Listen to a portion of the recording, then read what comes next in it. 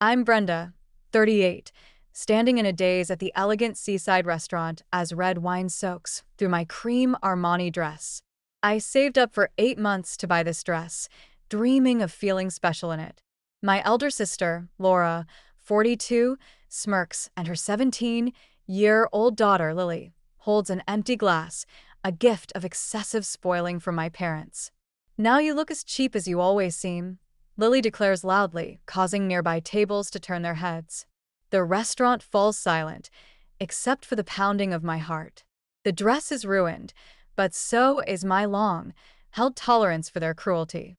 Growing up in Miami, my parents owned a well-known seafood restaurant.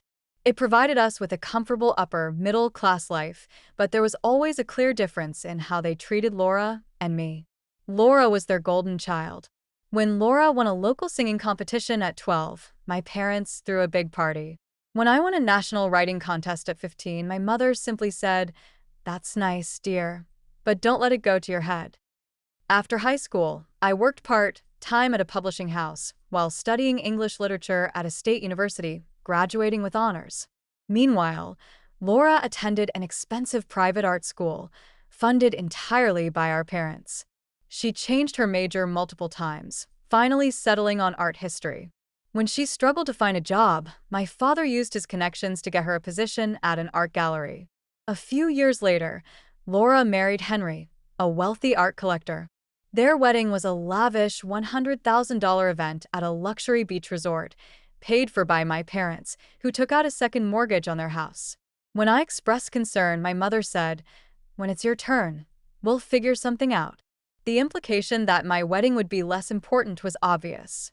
Laura and Henry bought a large mansion by the beach, drove luxury cars, and took frequent vacations to exotic places. Lily was born when I was 21, and she became the center of my parents' world. She was given everything she wanted, and her every whim was indulged. I, on the other hand, slowly climbed the corporate ladder at a publishing company. I started as an intern and worked my way up to become a senior editor. Last month, I finally got the promotion to editorial director that I had been working towards for 3 years. The promotion came with a significant raise, and I decided to treat myself to the Armani dress. It was a symbol of my hard-won success. My best friend, Sarah, whom I've known since college, was shocked when I told her about the dress. "You spent how much on a dress? That's not like you, Brenda," she said. I replied, "I've worked so hard for so long. I deserve something special, something that makes me feel like I've truly arrived." Sarah understood, as she had witnessed the unfair treatment I endured from my family for years. Every family gathering at my parents' house was a test of my patience. Laura would always brag about their latest luxury purchase or vacation. "We're thinking of buying a yacht," she casually mentioned last Christmas. "Lily needs a place to relax during the holidays." Lily had also developed her mother's knack for being cruel. Last year, for her birthday, I gave her first edition copy of a classic novel she had mentioned liking. She barely glanced at it and said, "Thanks, I guess. Mom already ordered me the whole collection online." One particular childhood memory stands out. I was 10, and Laura was 14. We were at a family picnic by the lake. I had learned to play a difficult piece on the piano and was eager to show my parents. After a flawless performance, I looked at them expectantly. My mother, who was busy arranging snacks for Laura, just said, "Oh, that's okay, honey." Minutes later, Laura sang a simple song, and my parents erupted in applause, calling her a natural talent. The night before my birthday dinner, I called Sarah, filled with anxiety. "I have a bad feeling that something will go wrong," I confessed. Laura was oddly insistent that we go to this seaside restaurant instead of the cozy Italian place I suggested. "It's because the Italian place is your favorite, not hers," Sarah pointed out. "When has your birthday ever really been about you?" When I arrived at the restaurant in my new dress, my father was already impatient, even though I was right on time. "Laura and her family are already waiting," he said, as if I was late. Laura and Lily were sitting at a round table. Laura wore a designer Versace dress, and Lily was on her phone, barely looking up as I sat down. "Interesting dress choice," Laura commented, clearly meaning it as an insult. Our server, a kind-hearted young woman named Maya, came to take our drink orders. We're celebrating a birthday tonight, she said warmly. Before I could answer, my mother jumped in. Yes, our Brenda is 38 today. Wonderful. Happy birthday, Maya said to me. The first round of drinks is on me. Laura quickly interjected, we'll need a bottle of the Chateau Margaux for the table. Henry raised an eyebrow. That's a $600 bottle, dear. It's a celebration, Laura insisted, waving her hand. Lily looked up from her phone and asked for a special strawberry daiquiri. Maya then turned to me and asked what I'd like. Just sparkling water with lime for now, I said, wanting to stay clear-headed. Laura smirked. Always so responsible. Loosen up, it's your birthday. I explained that I had an early meeting the next day. Laura then said, with exaggerated surprise, oh, right, the new promotion. Editorial director of what again? Book publishing. I corrected her. I oversee 28 editors across 4 states now. She dismissed my achievement with a wave of her hand and started talking about Henry's latest art acquisition worth millions. Just then, my younger brother, Tom, and his wife, Emily, arrived.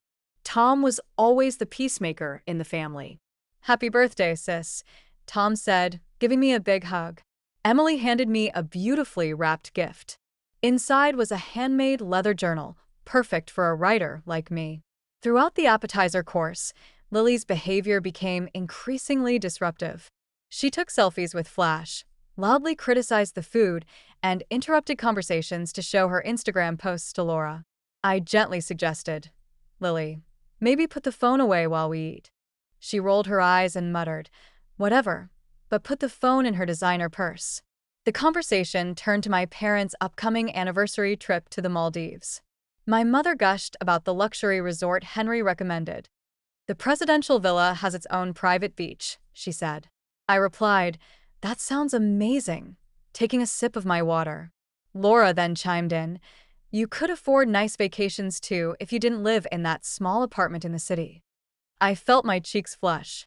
I like my apartment and I travel when I want to, I said firmly.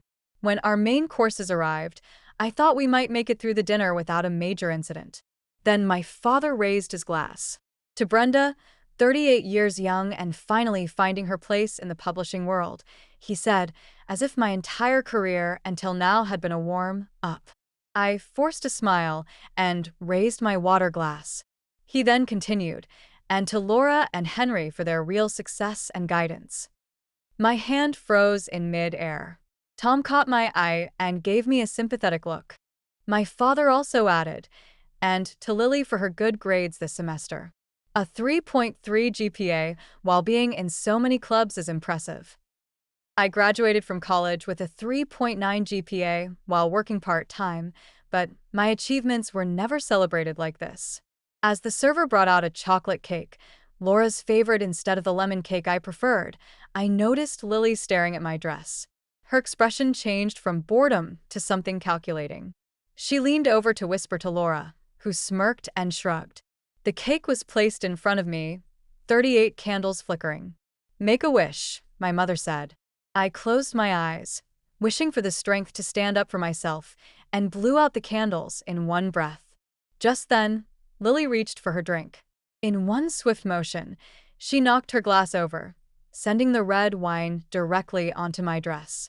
The cold liquid on my chest broke my shock. I gasped and stood up. Lily then said those cruel words, and Laura's reaction cut me even deeper. Instead of scolding Lily, she laughed and said, "It was an accident, Brenda. Don't make a scene." I managed to say, "I need a minute," and walked to the restroom with as much dignity as I could. In the restroom, a kind employee named Lucy helped me clean up as best as possible. She gave me the contact of a professional dry cleaner who specialized in designer clothes. When I returned to the table, the dessert was being served as if nothing had happened. Laura was talking about Lily's upcoming art exhibition. I sat down, feeling numb. The rest of the dinner passed in a blur. When the check came, I declined my father's offer to pay for my share. "I've got it," I said firmly. In the parking lot, Tom pulled me aside. "I'm sorry about what happened in there. It was completely out of line," he said. I agreed, no longer trying to downplay my feelings. On the drive home, Sarah called. "How is it?" she asked. I told her what had happened, and she was furious. "They're toxic, Brenda. You deserve so much better," she said. When I got home, I hung the ruined dress in my closet. That night, I realized that I couldn't keep living like this. I spent the next few days researching toxic family dynamics. I also called my therapist, Dr. Harris, and scheduled an appointment. A few days later, I decided to have a family meeting. I called Tom first, and he agreed to come. Then I called my parents. They were surprised but agreed. When I called Laura, she was immediately defensive.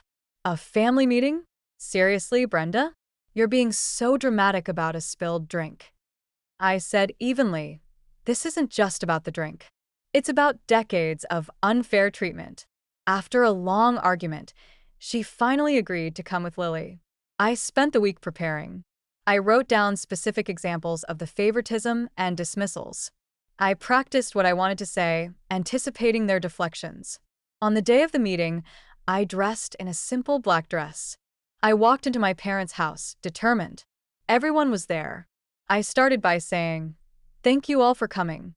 What happened at my birthday dinner was unacceptable, and it highlights patterns that have gone on for too long." Laura immediately interrupted. "Here we go. Brenda is playing the victim again." I maintained my composure and said, "When I express my hurt, I'm seen as a victim. When Laura is upset, the whole family rushes to comfort her." I then shared examples. "When I got promoted to editorial director, Mom, you just said, 'That's nice.' When Laura sold her first painting, you took the whole family out to a fancy dinner." My mother blinked rapidly, clearly uncomfortable. I continued. "When I graduated from college with honors while working part-time, Dad, you said I finally finished. When Laura graduated from art school after changing majors multiple times, you called her perseverant and talented." Laura interjected, "College was hard for me. Not everyone is as smart as you." I replied, "My achievements are always downplayed, while yours, no matter how small, are celebrated as huge successes." My father accused me of being jealous of Laura. I corrected him. I just wanted the same love and recognition that came so easily to her. Lily, who had been pretending to ignore us, was actually listening. I said directly to her, "Lily, remove your earbuds. This concerns you too. You deliberately ruined my dress and insulted me. It wasn't just a dress. It was a symbol of my hard work." Lily shrugged and said, "It was just a dress." I said, "It represented years of my effort, and your words afterward showed that you knew exactly what you were doing." Laura then said, "It's not Lily's fault you spent so much on a dress." I replied, "I expect basic respect." I then stated my boundaries. From now on, I will no longer participate in family gatherings where my achievements are minimized, my feelings dismissed, or where I'm subjected to deliberate cruelty. My father demanded, "So, you're giving us an ultimatum?" I clarified, "I'm establishing boundaries. I love this family, but I won't accept this treatment anymore." Tom then spoke up. "Ash is right. This has been going on for years, and we've all ignored it. It's time to change." Laura was angry. "You're all taking her side. This is ridiculous." But I stood my ground. My mother intervened tearfully. "We love you both equally. We've always tried our best." I acknowledged, "I know you have, but the impact of your actions hasn't matched your intentions." I asked for an acknowledgement of these patterns, a genuine effort to change, and a sincere apology from Lily. Laura grabbed her purse and said, "I'm not going to sit here and be lectured. Come on, Lily. We're leaving." Lily hesitated for a moment, but then followed her mother. The door slammed behind them. My father said, "I hope you're satisfied." I replied, "I'm not." I didn't want this to end in more division, but I'm not surprised by Laura's reaction. Tom said, "Ash was completely reasonable." My father reluctantly conceded, "Maybe there's some truth to what you're saying, but families are complicated. My mother nodded slowly and said, "We can try to be more balanced." It wasn't a full-fledged apology, but it was a start. In the following weeks, my mother sent me text messages showing that she was thinking about what I said. She invited me to a family dinner, but I decided to skip it. I needed some space. Tom called to check in. He said he was going to the dinner, but with clear boundaries. A few days later, Lily texted me, "I'm sorry about your dress. I've been thinking a lot about what you said." I was surprised, but also hopeful. I also continued to grow in my career. I secured several important book deals for the publishing company. Dr. Harris and I scaled back our sessions, focusing more on long-term personal growth. The ruined Armani dress still hangs in my closet, a reminder of the moment I finally said, "Enough." I've learned that true self-worth comes from within, and I'm no longer willing to let my family define my value.